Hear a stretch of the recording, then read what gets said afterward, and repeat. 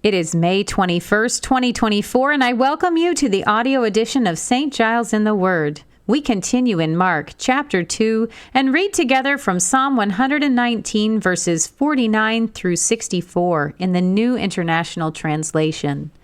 We begin today in Mark. A few days later, when Jesus again entered Capernaum, the people heard that he had come home. They gathered in such large numbers that there was no room left, not even outside the door, and he preached the word to them. Some men came, bringing to him a paralyzed man, carried by 4 of them. Since they could not get him to Jesus because of the crowd, they made an opening in the roof above Jesus by digging through it, and then lowered the mat the man was lying on. When Jesus saw their faith, he said to the paralyzed man, "Son, your sins are forgiven." Now some teachers of the law were sitting there thinking to themselves, "Why does this fellow talk like that? He's blaspheming. Who can forgive sins but God alone?" Immediately Jesus knew in his spirit that this was what they were thinking in their hearts, and he said to them, "Why are you thinking these things? Which is easier, to say to this paralyzed man, 'Your sins are forgiven,' or to say, 'Get up, take your mat and walk'? But I want you to know that the Son of Man has authority on earth to forgive sins." So he said to the man, "I tell you, get up, take your mat, and go home." He got up, took his mat, and walked out in full view of them all. This amazed everyone, and they praised God, saying, "We have never seen anything like this." Once again, Jesus went out beside the lake. A large crowd came to him, and he began to teach them. As he walked along, he saw Levi, son of Alphaeus, sitting at the tax collector's booth. "Follow me," Jesus told him. And Levi got up and followed him.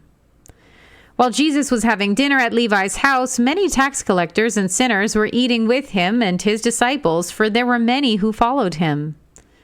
When the teachers of the law, who were Pharisees, saw him eating with the sinners and tax collectors, they asked his disciples, "Why does he eat with tax collectors and sinners?" On hearing this, Jesus said to them, "It is not the healthy who need a doctor, but the sick. I have not come to call the righteous, but sinners."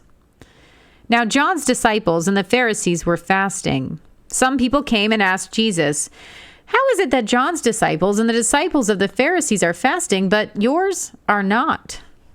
Jesus answered, "How can the guests of the bridegroom fast while he is with them? They cannot, so long as they have him with them. But the time will come when the bridegroom will be taken from them, and on that day they will fast. No one sews a patch of unshrunk cloth on an old garment. Otherwise, the new piece will pull away from the old, making the tear worse. And no one pours new wine into old wineskins. Otherwise, the wine will burst the skins, and both the wine and the wineskins will be ruined.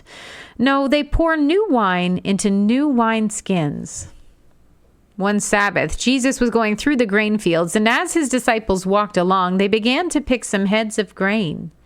The Pharisees said to him, "Look, why are they doing what is unlawful on the Sabbath?" He answered, "Have you never read what David did when he and his companions were hungry and in need?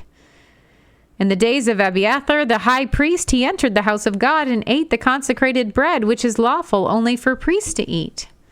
And he also gave some to his companions." Then he said to them, "The Sabbath was made for man, not man for the Sabbath. So the Son of Man is Lord, even of the Sabbath." We turn now to Psalm 119, beginning at verse 49. "Remember your word to your servant, for you have given me hope. My comfort in my suffering is this: your promise preserves my life. The arrogant mock me unmercifully, but I do not turn from your law. I remember, Lord, your ancient laws, and I find comfort in them. Indignation grips me because of the wicked who have forsaken your law. Your decrees are the theme of my song wherever I lodge. In the night, Lord, I remember your name that I may keep your law. This has been my practice. I obey your precepts. You are my portion, Lord. I have promised to obey your words. I have sought your face with all my heart. Be gracious to me, according to your promise. I have considered my ways and have turned my steps to your statutes. I will hasten and not delay to obey your commands. Though the wicked bind me with ropes, I will not forget your law. At midnight, I will rise to give you thanks for your righteous laws. I am a friend to all who fear you, to all who follow your precepts. The earth is filled with your love, Lord. Teach me your decrees. Here ends our reading for today.